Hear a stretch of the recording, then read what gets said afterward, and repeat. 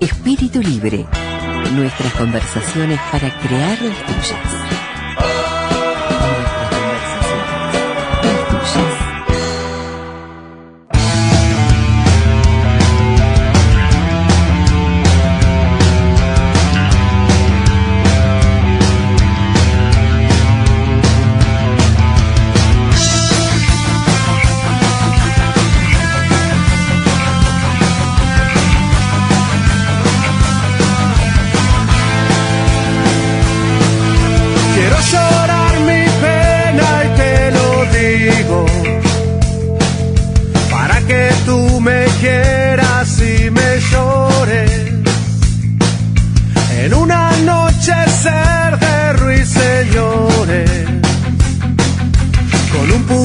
Con besos y contigo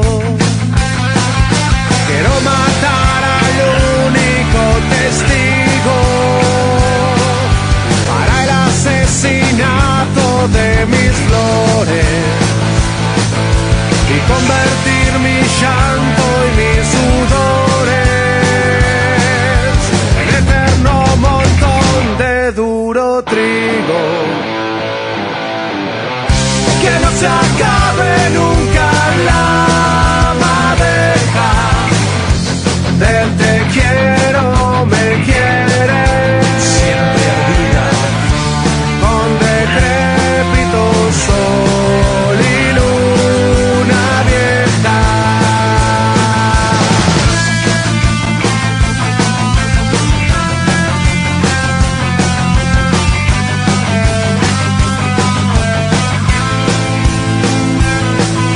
Quiero llorar mi pena y te lo digo, para que tú me quieras y me llores, en un anochecer de ruiseñores, con un puñal, con besos y contigo. ¿Qué es un proyecto de vida en la mediana edad? Herramientas cognitivas, habilidades sociales, los vínculos y sociedad de bienestar para las personas mayores. No propone poca cosa Rosario Lemus hoy en esta columna que de personas adultas, ¿no? ¿Está bien? Estamos aprendiendo, Rosario. Está muy bien, está muy bien. Lo importante, estás? ¿Qué tal? Un gusto estar acá de nuevo y generando este espacio de charla. Y sí, lo importante es cuando cada uno tiene su denominación y puede compartirla, puede ponerla a funcionar, moverla dentro del área en el que estamos, dentro del grupo en el que estamos. Es muy interesante. Yo hoy traía como esto del proyecto de vida, qué significa un proyecto de vida vinculado precisamente a estas etapas. Estamos las personas mayores, las personas no mayores, que podríamos ser de 65 para abajo. Y es como muchas veces precisamente desde donde uno se coloca para pensarlo, porque cuando decimos personas mayores estamos apartando a veces a ese grupo etario, pero también si nos decimos personas no mayores también nos estamos poniendo en determinado lugar. En donde están hoy las personas mayores es hacia donde vamos nosotros por una cuestión de vida. Entonces el pensar el tema de las personas mayores, de los adultos mayores, tercera y cuarta edad, como hemos hablado acá, implica, un espejo. Por eso la vez pasada yo les decía, ¿no? ¿Qué palabras vincula uno con persona mayor? Yo te digo, decime 3 palabras, y si yo te digo, decime 3 palabras con yo como persona mayor, si llegan a ser las mismas o si ha habido diferencia. Hay un tema de una ajenidad que muchas veces es una defensa sana que tiene el ser humano, pero en definitiva, cuando hablamos de proyecto, estamos hablando desde el punto en el que estamos, proyectándonos hacia una forma de vivir más adelante, que depende en gran medida de nosotros, que depende también de las circunstancias, el hombre y sus circunstancias, pero que tenemos que conocer cuáles son esas circunstancias. Justo ahora estamos haciendo con el equipo un seminario sobre vejez y derechos humanos. en dos instituciones, en realidad. Una es con la gente de la Facultad de Derecho de la UBA, de la Universidad de Buenos Aires, y hay algunas cosas que se plantean allí que me hicieron pensar en esta charla que tenemos nosotros acá, por ejemplo, respecto a las obligaciones, a cómo el derecho habla de las personas mayores. La vez pasada vos preguntabas... Interesante, ¿cómo hablan? Bueno, parece que entra como dentro de tres, de tres rangos, digamos, o áreas, ¿no? No lo voy a decir con lenguaje técnico, por supuesto, pero por un lado es el deber, ¿no? Que surge de la Constitución Mayor, de la Declaración Mayor de los Derechos Humanos. Por otro lado es el área de lo familiar, y por el otro lado la seguridad social. Entonces, en definitiva, terminan hablando de solidaridad intergeneracional. Y fue un término que me resonó bastante porque muchas veces eso habla de un juego entre generaciones, que muchas veces el signo es de enfrentamiento, ¿verdad? De ambas partes. Cómo hacer para que sea de colaboración y cómo hacer para que en ese proyecto de vida nuestro, en el futuro, que es en un futuro, es mañana, pero que se arma desde hoy, bueno, ¿cómo nos vamos a llevar con las generaciones diferentes, las que nos siguen y las que nos preceden, ¿no? Entonces, me pareció como muy interesante. Ellos hablan en este seminario un poco, bueno, de los estamentos, cómo se configura, ¿no? A nivel de los derechos, a nivel de, bueno, de todas las formas legales, ¿no? ¿Qué pasa? En sí, buscando después también un poco a nivel legal, cuando hablamos de la solidaridad intergeneracional, hay algo que está marcado como deber, pero también hay algo que es costumbre.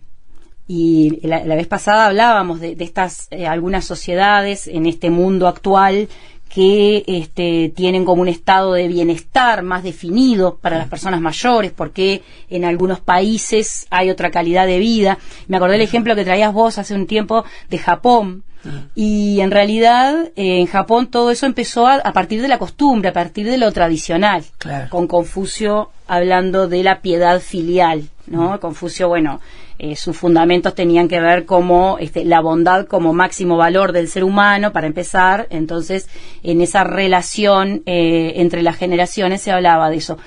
Pero luego, en la década del 50, luego se fueron haciendo leyes en torno a eso, ¿no? Las leyes se fueron armando en torno a las tradiciones. En la década del 50 dejó de estar en la Constitución tanto de China como de Japón el hecho de tener que cuidar a los mayores. Ya no estaba institucionalizado, ya no estaba arreglado. Sin embargo, después, en la última década, en los últimos 15 años, ha habido modificaciones en las leyes, y hace unos años llamó muchísimo la atención porque en Japón específicamente se redactaron algunos artículos donde decían cómo tenía que ocuparse un hijo de su padre. Por ejemplo, con una llamada una vez por mes por lo menos, ¿no? Entonces, cómo esas sociedades que las tenemos como ejemplo, que las tenemos como marcando esto de los ancianos y su valoración positiva, en realidad terminan en este mundo loco teniendo que reglar el ocuparse de la familia, ¿no? Entonces, pero también es interesante cuando estamos hablando, precisamente cuando estamos hablando de proyecto de vida, a veces lo llevamos muy a lo individual, a lo que nosotros podemos, queremos, creemos que podemos. Por eso las herramientas cognitivas, ahora vamos a hablar un poquito de plasticidad cerebral si da el tiempo, pero también tener en cuenta las circunstancias, tener en cuenta en dónde estamos y qué modelo de persona mayor circula implícito, explícito y formal en la legislatura misma, ¿no? En esto también de las sociedades de bienestar, nosotros también tenemos muchos clichés a veces o frases hechas que funcionan en ese sentido. La frase hecha te funciona como algo ajeno, ¿no? Termina siendo algo que está ahí, que está instalado, un monolito que uno no le pasa por al lado, no reflexiona frente a eso. Y bueno, las sociedades, las culturas y pueblos originarios tenían distinta forma también de tratar al adulto. Está toda esta parte del adulto considerado como alguien muy valioso, que también con esto de la extensión de la edad se cae un poco, porque alguien muy valioso en un pueblo donde yo qué sé, la expectativa de vida era 50 años y tenemos a alguien de 60, ese alguien se convierte en valioso de manera funcional también, ¿verdad? Porque es el que guarda todos los conocimientos que su generación ya no está para transmitir esos conocimientos. Hoy en día hay mucha competencia para ser valioso. Todos tenemos en estas sociedades o en nuestros países occidentales, en el primer mundo, bueno, en los países en desarrollo, la expectativa de vida ha crecido mucho. Entonces, bueno, entre los 76 y los 80, como están los países del primer mundo, bueno, ya no hay personas únicas, ya todos compartimos los mismos saberes. Entonces, quizá también eso tiene que ver con desechar a la persona mayor, más allá de que hoy en día los conocimientos también los llevan adelante las personas jóvenes, ¿no? No son los mayores solamente quienes saben más o quienes tienen valiosos conocimientos. Hoy en día, dada todo el desarrollo, bueno, de la tecnología y nuestras sociedades, cómo se están conformando, los jóvenes también saben. Entonces también eso le plantea a la persona mayor, bueno, ¿qué lugar ocupa, no? Si yo nací y crecí creyendo que, cuidando a mi abuelo en el sentido de valioso y creyendo que iba a estar yo en el mismo lugar cuando fuera mayor, y ahora resulta que no. Entonces, bueno, ahí también los pueblos tradicionales, hay un estudio de Jared Diamond, El mundo hasta ayer, que él hace como un relevamiento de los pueblos que se mantienen con la misma cultura desde sus comienzos, ¿no? Por varios siglos, y habla, ¿no? De cómo desde el lugar de poder de la persona mayor, por esto mismo que acabamos de decir, hasta el lugar de desechado también por ser mayor en algunas culturas y dejado de lado, abandonado o acompañado o promovido a morir. Y él cuenta una historia de que en Guinea, que es uno de los lugares de estudio, llega a una población y con sus 46 años lo catalogan en la voz de su lengua, por supuesto, como persona muriente, como que 46 años, y le asignan un adolescente para que lo acompañe mientras está ahí con ellos, para que lo auxilie, porque claro, la expectativa de vida en ese pueblo, bueno, era 50 años. Entonces el lugar iba a ser de ser cuidado y a su vez de ser respetado en cierto sentido, ¿no? Entonces, bueno, acá nos da la pauta de que la vejez o el envejecimiento o ser seres envejecientes se construye culturalmente. Claro. También hay una subjetividad que aparece, que a veces tiene que ver con con lo geográfico, con cuántos víveres hay en el invierno para ese grupo humano, o tiene que ver, bueno, con también una cultura de, bueno, desde úselo y tírelo hasta una cultura también de valoración de los vínculos. Entonces, en definitiva, tenemos esa construcción que no depende solo de nosotros, de cómo nosotros encaremos nuestro proceso de envejecimiento, sino también de esa cultura, cómo se ha ido armando, y que estamos en un momento de mucho cambio. Un momento, bueno, esto que salió un poco, digo, también a raíz de ese parate de la pandemia, de reinventarse, renovarse. Nuestras sociedades se están reinventando, se están renovando, estamos pasando a darle mucha mayor importancia a las vivencias en lo virtual. Entonces también no solo los mayores, sino las personas maduras están teniendo que tomar decisiones permanentemente. Eso que le escucha a una persona, yo a la computadora no me acerco. Ahora vengo de un grupo y estaban como todas las opciones, todo el abanico posible.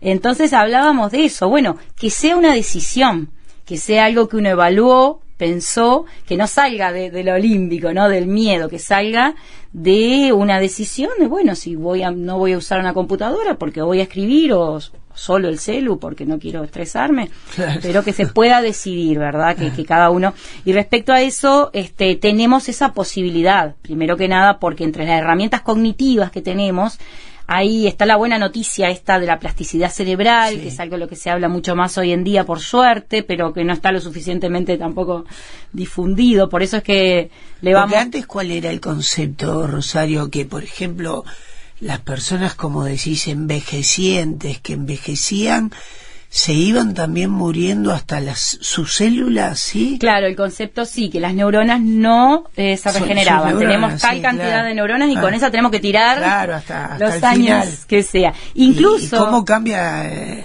este paradigma, no? Por suerte, claro, con todo el auge de la neurociencia y de los desarrollos. Incluso Ramón y Cajal, que llegó a dibujar con suma exactitud en 1900 una neurona, sus ramificaciones, todo lo demás, que son cosas preciosas. Incluso él en algún momento, así como dice, el hombre es constructor de su cerebro, ya anticipa de alguna manera esto, y él dice en algún momento, no recuerdo textual, que hay que investigar un poquito más, porque si bien él tiene el saber de que las neuronas no se regeneran, esto habría que investigarlo un poquito más, dice, ¿no? Quizás en ese tanto estudio que hizo y tanto amor por la neurología, ya pudo ver que había cosas que no tenía él quizás en los instrumentos y que hoy en día sí están los instrumentos. Entonces, cuando hablamos de plasticidad cerebral nos basamos como en 3 patas. Una tiene que ver con esto, con la regeneración neuronal. Hay no todos los tipos de neuronas, hay muchos tipos de neuronas. Están las neuronas que decodifican lo que el ojo ve, están las neuronas que decodifican lo que escuchamos, están las neuronas que trabajan en lo motriz, son diferentes, claro, sí, las neuronas, pero hay varios tipos de neuronas que sí se regeneran, sí pueden como rearmarse. Entonces, eso ya es uno de los fundamentos, y ya con eso tenemos para pensar mucho, ¿no? Y por eso lo trabajamos en los grupos, no lo damos como una noticia nada más. Bueno, ¿qué significa esto, no? ¿Qué puede deparar para nosotros este conocimiento de esta potencia? Bueno, la segunda pata, digamos, en la que se fundamenta esto, tiene que ver con que, si bien las neuronas son específicas, hay bloques neuronales de reserva. Esto se ha ido investigando, ha ido apareciendo, gracias también a la imagenología, obviamente, que ha acelerado un poco todo el conocimiento acerca del cerebro, aunque todavía falta mucho para saber todo. Pero, bueno, estos bloques, si bien las células específicas se encargan de determinada tarea ante el daño de ciertas redes neuronales, hay bloques que pueden ocupar ese lugar. Eso en la cirugía oftálmica se ha estado usando, se estaba experimentando ya desde hace unos años, bueno, y en otras áreas. Entonces, ¿de qué hablamos con eso? Hablamos de que la posibilidad de reeducar o de rearmar las funciones dentro del cerebro son posibles. Claro. Son reales, esas posibilidades son reales. Y luego esto de la creación de nuevas redes, de tener presente algo que se sabe, pero que a veces no le damos la justa dimensión. Con cada aprendizaje hay redes que se activan y hay neuronas que se conectan con otras neuronas o se conectan con otras redes. Entonces eso habla de un cerebro en movimiento. Esto que decía Cajal, quizás Ramón y Cajal, tiene un poco que ver también con esa, que uno cuando ve el dibujo ve esa potencia, ¿no? Siente el movimiento de alguna manera. Cada cosa que aprendemos, una palabra nueva que aprendemos hoy, un recorrido, como dicen, las tareas que hay que hacer para mantenernos activos, bueno, conocer nuevos lugares, todo esto demanda a nuestra mente una acomodación, un aprendizaje, aprender cosas con otras generaciones, ¿no? Usar la solidaridad intergeneracional al revés, desde las personas mayores, poder ponernos en ese lugar de brindar cosas, no desde el gran conocimiento ni desde la superioridad, sino desde las posibilidades de aprendizajes, desde las canciones, de saber qué escuchan otras generaciones y por qué y qué los motiva, o saber términos de las diferentes generaciones, cómo van variando. Todo eso puede llegar a ser como una gran investigación, una mini investigación en el tiempo, pero una gran investigación que va a poner en marcha procesos de aprendizaje. Y cada vez que hay un proceso de aprendizaje, el cerebro se mueve, el cerebro se transforma. Funcionalmente, sobre todo, aparece, y anatómicamente también porque se crean nuevas redes. O sea que sobre estas 3 patas, digamos, incluso hoy en día se sabe que la sustancia de relleno del cerebro también puede tomar alguna tarea, como si fuera una neurona específica. Digo, hay estudios sobre eso, sobre todo en el centro de Reino Unido, de investigación del cerebro, hay mucho material sobre eso. Entonces son fundamentos que los conocemos ahora, que ya, ahora que los conocemos, los vamos a tener en cuenta para sentir esa potencia que tenemos como seres humanos, que quizás la sentimos a un nivel de movimiento, como a un nivel de vínculos, a un nivel de estado de ánimo, pero saber que a nivel también del funcionamiento biológico se está dando. Así que, bueno. Un lujo. Rosario, bueno, para finalizar solo, pero contanos, ¿no? ¿Realizás también talleres, compartís tu aprendizaje, lo haces con personas adultas o con personas que se están formando en el área? Sí, estamos desde Mente Activa, hay como un movimiento muy lindo, sí. Y de hacer alianzas también con instituciones. Entonces, como que de alguna manera ponemos en práctica lo que se está teniendo más en cuenta, ¿no? Sí, cada vez más, sí, ¿no? Las personas se preocupan más por estos temas, los hijos se preocupan por sus padres, sí. Y a veces te dicen, ay, quiero que vaya, bueno, que sea también una demanda de la persona, pero también es interesante que nos preocupe el bienestar de las personas que están al lado. En Mente Activa hacemos talleres de movimiento, talleres de tecnología, talleres, bueno, de neurociencias para más 60, porque ya le pusimos como el nombre amplio, y también entrelazar mucho, invitar a artistas, invitar a comunicadores, invitar a personas que están pensando o que están haciendo cosas desde lo humano para entrelazarlo con esto. Bueno. Entonces el ciclo en el Centro Cultural de España, de No esperes a la vejez para bien envejecer, está dictado, digamos, los talleres por distintos artistas, ¿no? Comunicadores, músicos, bueno, neurólogas, todo el espectro, porque no es ajeno, digamos, nada de esto. Entonces poder charlar y poder instalar como una comunicación, como una red, como si fuera una red de neuronas con personas que no saben, pero que están haciendo cosas por las personas mayores o por el colectivo, es importante también. Tanto que la persona mayor, adulta, lo haga a nivel individual o grupal, ¿es lo mismo? No es lo mismo, Nosotros, en las personas sanas, cuando hay deterioro cognitivo, trabajamos más bien por ahora, pues, es así, a nivel individual, para construir un vínculo, para estar como cuerpo a cuerpo con esa persona. Pero cuando la persona es sana, cuando no hay deterioro cognitivo, el grupo es un elemento muy importante de apoyo a la identidad, la vivencia de pertenencia, y después la vivencia, esto que vos la vez pasada me preguntaste, ¿por qué mente activa y no cuerpo activo? Sí. Y de poner el cuerpo con los demás, ¿no? Y de traer temas, a veces hacemos, el listado de temas que se quieren trabajar y todo lo demás. El grupo exige pensar en lo que voy a responder, exige, esto no lo había pensado. Entonces, yo trabajo desde adolescente en grupo, empecé con 14 años en grupo, trabajando en grupo y muchos años, y tengo ese amor por el trabajo grupal que realmente tiene un plus, hay una potencia en lo grupal que excede la suma del individual, obviamente, ¿no? Así que sí, a veces tienen que animarse un poquito cuando en realidad el grupo es confidencial, el grupo es respeto, el grupo es amor, es amabilidad en el trato. O sea que hay toda una contención, hay todo un encuadre que hace que las personas inmediatamente se sientan y que saquen como lo mejor de sí en lo grupal. Qué bueno. Y la alegría, ¿no? La risa, el movimiento. Bueno, muchas gracias, Rosario. Bueno, gracias a ti. Gracias. Saludos. Entonces, Mente Activa se puede seguir por... Sí, en Instagram estamos menteactiva.uy, en Facebook menteactiva.uy, y bueno, y en el Mercado Ferrando se alargaron los grupos, va a haber actividades para todo público sin costo ahora la semana que viene, así que bueno, averigüen por ahí y nos siguen. Bien, muchas gracias. Hoy el saber se agota en menos de